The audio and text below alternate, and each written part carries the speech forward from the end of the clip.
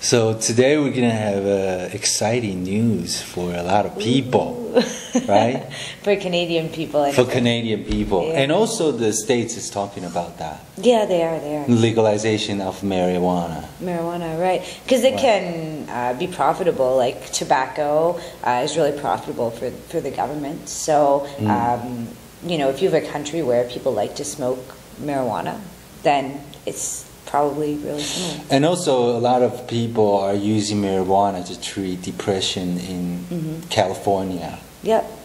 And people have been using the system actually to get legal marijuana. That's right. They do it for all sorts of things. They do it for arthritis, phantom pains. They do it for cancer patients who are going through chemo and they need to be able to eat to stay alive because they throw everything up. And so they use it for a variety of like medical conditions too. Yes. So it is legalized, but you need to get a special permit. You need to apply for the permit, and then you can only go to specialty shops that are really overpriced to get it. So for those people, it's going to be great. I guess you can just, you know, might just be able to buy it like cigarettes someday. Right. Yeah. But marijuana is pretty much a relaxant. Right. And you can't work when you are high. Oh, some people can though. It basically, for some people, it makes them just feel really like tired. But other people, it makes them feel really motivated to do things. Like they can sort everything out in their head. I know that sounds strange, but and I'm not supporting or. Right. You know, saying it's bad or good, or I've done it or I haven't, or any of us have done it, but. I know that they have a lot of tough laws in Taiwan about marijuana. Drugs. Marijuana especially. Do they have, do they use it legally for medical problems? That I'm not sure, but I know smoking weed in Taiwan is... really bad. They have very strict laws against smoking weed. And it's a huge deal. Like the stars, the singers, and the actors have been using weed, and when they were caught, you know, it was a huge scandal, and right. you know, it was like a big deal, right? But in the States and in Canada, it's not. It's not at all. And actually, like in Canada, marijuana is decriminalized, so it means that you can have up to like I think it's an ounce on your person, and if you have that much, that's just considered your personal amount, and you don't actually get arrested for it if it's just in your home and you're not smoking it. If you're smoking it, then you might. But the police kind of turn a blind eye to that unless you're like a huge drug dealer. Yeah. Right, and they won't use your possession of marijuana to catch the dealers. They won't do that. In California. No. Yeah. When I was there, I had experience. Yeah. Yeah. Well, I'm not going to say anything because... I don't know who's watching this. Right. But I just had experience of people possessing marijuana, and it was never a problem. No, but the dealers were very, very careful.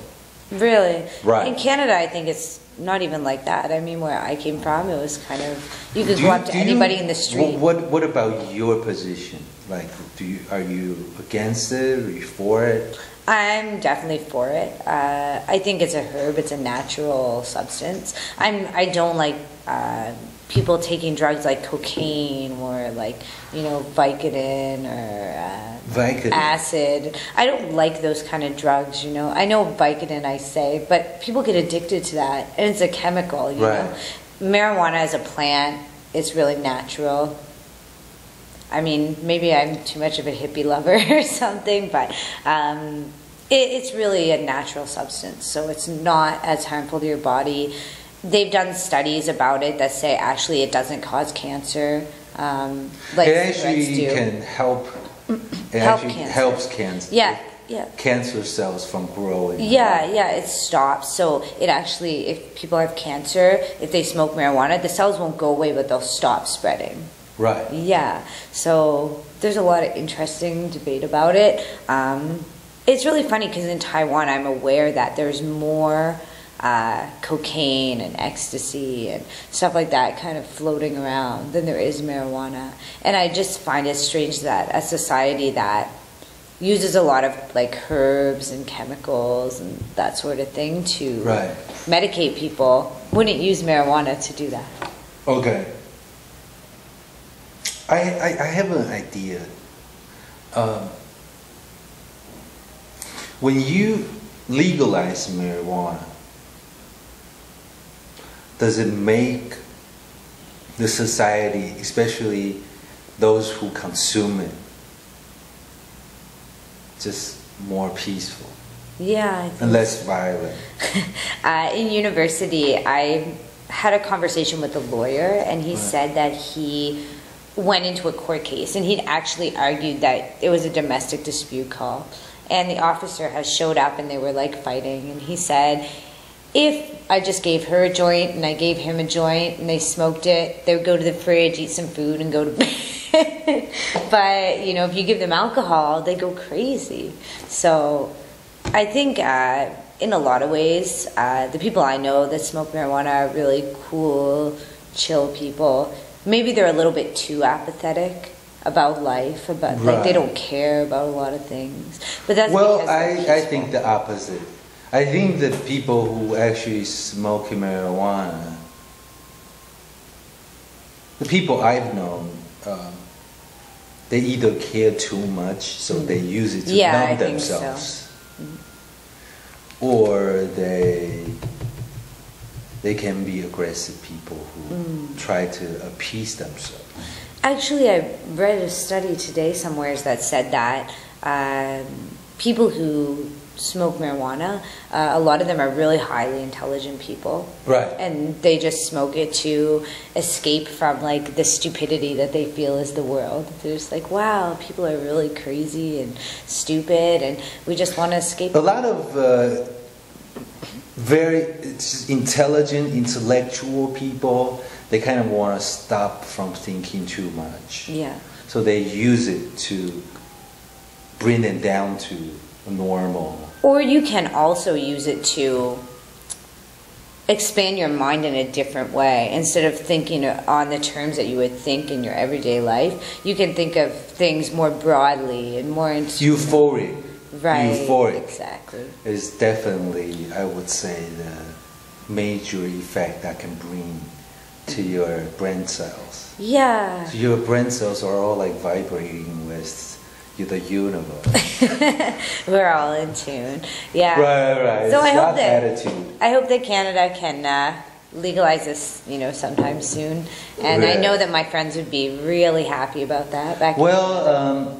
Holland has legalized it. Right. There were these coffee shops that you can just go to and buy. And we have that in Canada too. We have the coffee shops with the you know, pipes and the bongs and all those things, but you have to bring your own marijuana. And actually the guy who owned that shop, he was getting seeds sent from the US and he was sending seeds into the US and he got caught and he went into the US and he had a trial and he's now in jail for that. But in Canada it's fine. We're just like one step away from legalization. Decriminalization is pretty close. It's just interesting how our societies are so different in that way. That my society, you know, looks for all the drugs and the alcohol to escape and to not think about what's going on in the world. And I mean, Taiwanese people, I don't think you guys drink that much, really. You kind of feel everything. I find that Taiwanese people have a lot of emotion. They really feel everything. You do? Yeah. Do you feel that? I think most Taiwanese people just keep things to themselves. Like they try to repress a lot of emotions.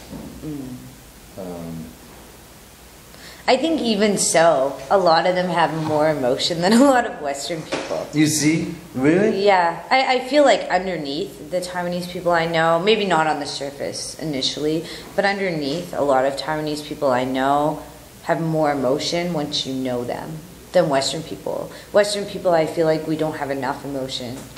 We're just too apathetic about everything. You're like spread out like this. Yeah. And we're more like this and then this. Right. I think the difference is that... We're more dynamic. Do you think we're more dynamic in some ways? I don't know. I guess I think the difference is that Western people come out and say more easily what they're feeling. I meet you and I could say things that a Taiwanese person would never say the first time they met somebody. Right, right. You know? They're more open about themselves, who they are, and what they believe in,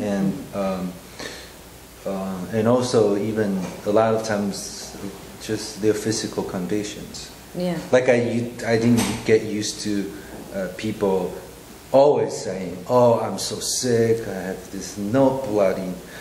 You know, like a stuffy nose, or my head hurts, and it's all that crap. Yeah, like, we're all complaining about everything. Right, not complain. Yes. You just say how you feel. Like you're very aware of your physical conditions, and you say it, and it's like, to us, that's a sign of weakness. Yeah. Especially for men. We don't ever say, "Oh, I'm so sick," or "I feel horrible." But I think more Western people do that, and I think that marijuana makes us feel a little bit more chill about that. I don't know if Asian people, it's not that you're not dynamic, it's just that you're more, what's the word I'm looking for? You hold back a bit, I guess. Yeah, you hold back. We hold back because we're conservative, and it's all about that Confucius, ideas about, keep it cool. Yes. It's not about individualism. It's all about the collective. Is that right? Yeah, we've discussed this before. Yeah, it's called, what's it called? I'm not sure the word you're going. You said something about people... Conforming. Yeah, conforming. Yeah, to what the society wants. Yeah. Okay, so marijuana.